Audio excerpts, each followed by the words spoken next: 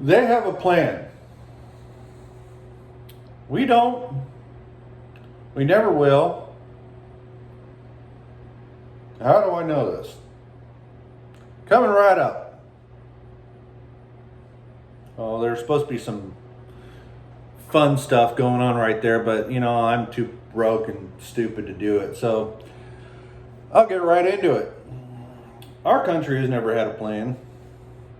The closest plan that we've ever had was the staking of streets in Washington, D.C. Surveyors. That's about as close as the plan that we ever got. And that was back in George Washington's time. After that, there's never been a plan. NATO troops, United States and Japan, United States and Korea. There's never been a solid get the hell out of here plan. Maybe Spain. Spain was a pretty good ordeal, but we didn't follow through with it. Kind of lost out that one.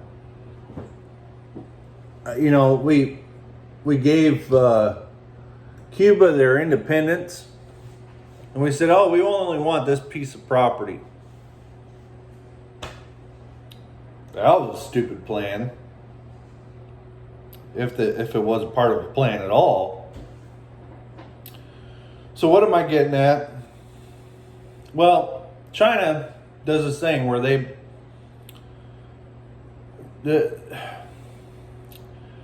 you can't think of a person as just like you and me over there. At any moment in time, there could be a knock on the door saying, "Hey, get your uniform. You're going to go over here and do this job over here." And they have to do it because they got to feed their family. Just like this one guy talked about how this nurse got the jab and for the Wiggles. Yeah, I heard that one today, the Wiggles. So gets this jab for the Wiggles because she has to feed her family and put a roof over their head. She has no choice. She don't like it. She thinks it's wrong to force people to do it, but she has to do it in order to keep that cycle going. So the only people that actually have real power are in the top tier, and even they're segmented.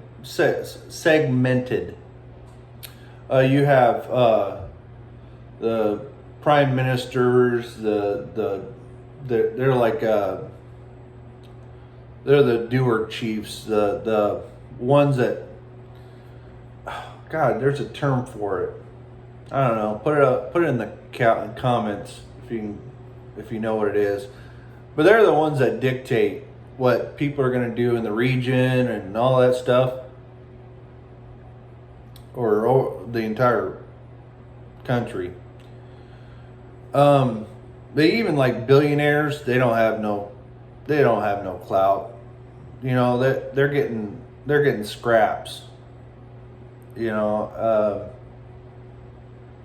So when that country says, "Hey, I need you to go build this in Wisconsin," and the guy goes,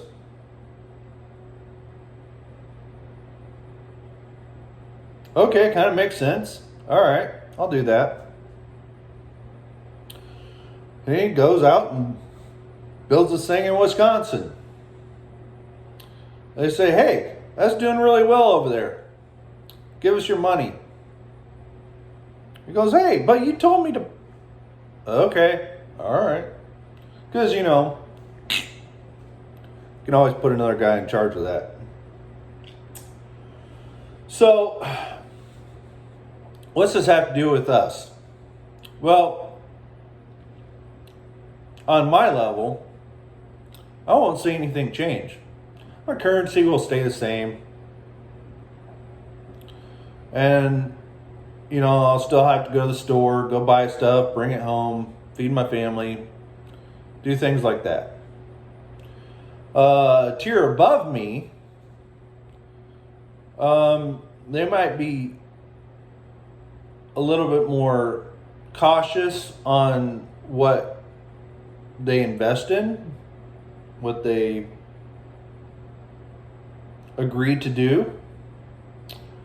And the tier above them, they're fully wigging out, because at any moment they could be like, you're no longer needed.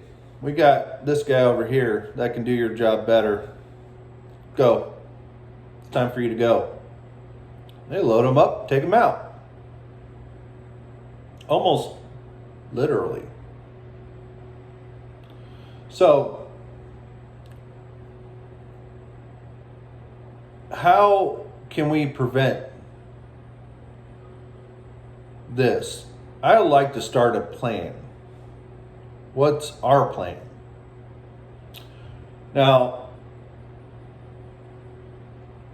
if you separate us up into time zones, we could have a capital in every time zone. And if we use the interstate system, we could place these capitals in key locations where people can get in, people can get out, everything's nice, you know. It's just a matter of population. You don't want high density population areas.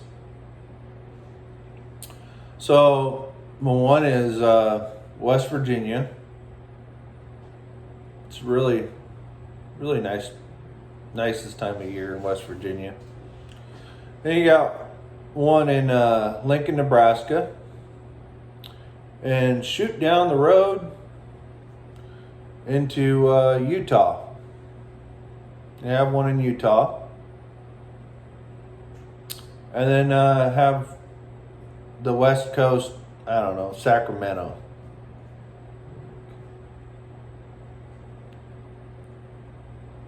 Yeah. But, we know how that's going to go. So, it's me spitballing for the day. Really need to understand that things might change.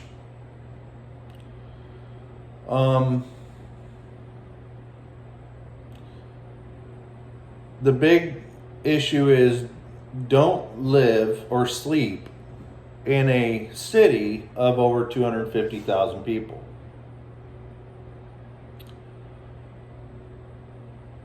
Yeah. And if you've been a subscriber of mine and listen, there's a real reason why you don't want to live in a city over 250,000 people.